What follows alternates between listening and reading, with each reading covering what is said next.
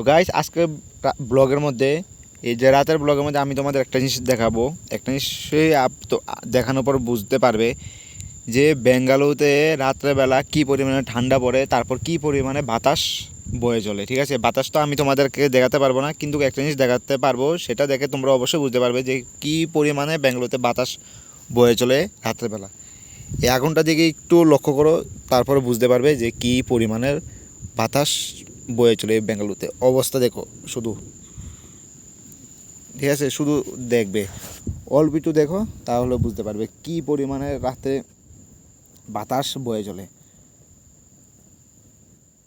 শুধুমাত্র দেখো একটু, এই দেখো কার রাতে অনেক ঠান্ডা পড়ে, সেই জন্য আগুন ধরিয়েছি। ধরানোর পরে আমি অনেক দূরে বসে আছি, কিন্তু অনেক দূরে।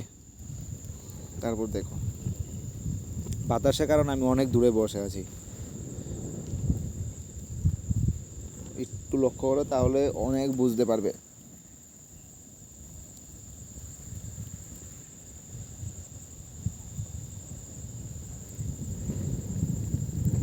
দেখো দেখো অবস্থা, দেখো অবস্থা দেখেছো, এই হলো বাতাস। দেখো বাতাসের অবস্থা, এত পরিমাণে বাতাস।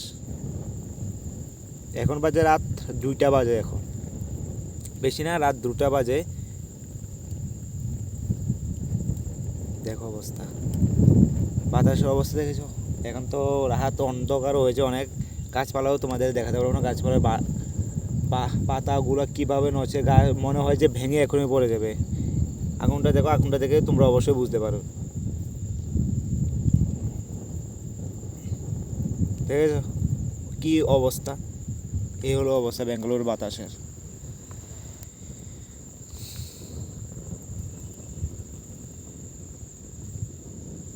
অবস্থা দেখো শুধু, আমি 2টা লার্কি দিয়ে দিই।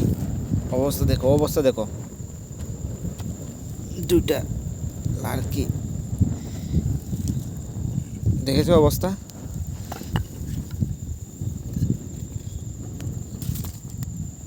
দেখো অবস্থা কি, বাতাস কি পরিমাণে বয়ে চলছে, অবস্থা দেখো।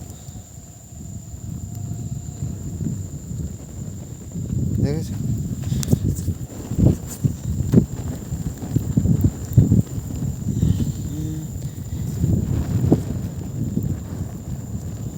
অবস্থা দেখো শুধু।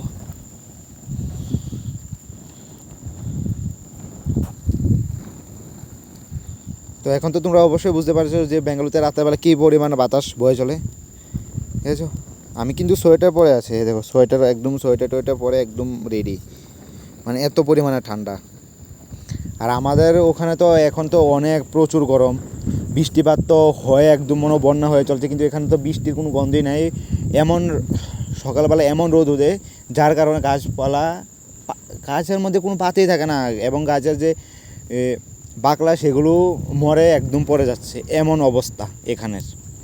সকালে এত পরিমাণের রোদ, এত পরিমাণে গরম, আর বিকেল হলে, বিকেলের পর থেকে রাত্রেবেলা শুধু ঠান্ডা আর ঠান্ডা। দেখো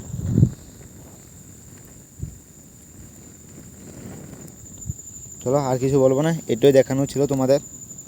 চলো বাই।